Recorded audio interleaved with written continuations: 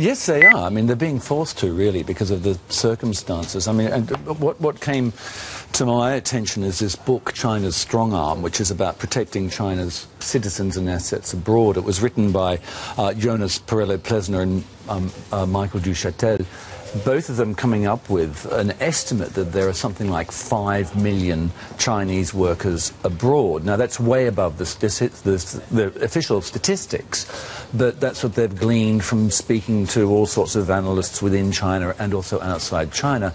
And what it means is that as China continues to do overseas infrastructure projects and think about the Silk Road and what all of that means, because China's got the big Silk Road plan, which sees the Silk Road going all the way out through Central Asia with infrastructure projects. You can see the sort of map of where it's supposed to go, all the way through to Europe. The same thing with the maritime Silk Road. It's going to take Chinese companies through a whole lot of regional and global hotspots. And the argument of this book and other analysts is that as China has more interests abroad, it's going to have to do more to actually protect its citizens. Well, we saw that in Vietnam, didn't we? When they had that oil rig off the coast of Vietnam and that's land true. I mean, protests. That is true. I mean, we saw, I think there were some Chinese citizens who were killed there, and China made steps to try and, we understand, speak with the Vietnamese authorities to cool the system there, to cool down that what was happening there. And we've also seen it, for example, Yemen. We've just recently seen the Chinese calling for a ceasefire in Yemen. They had ships doing naval exercises off the Gulf of Aden.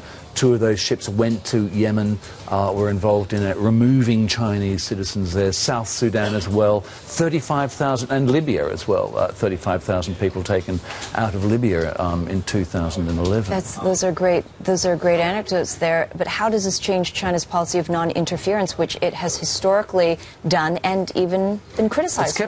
Well, it's kept up that policy since about 1955. Zhou Enlai laid it out, and it has been criticized. I mean, President Obama just recently, last year, said, that China in a way has been a free rider on global security, allowing others to sort of burden or carry the burden of global security.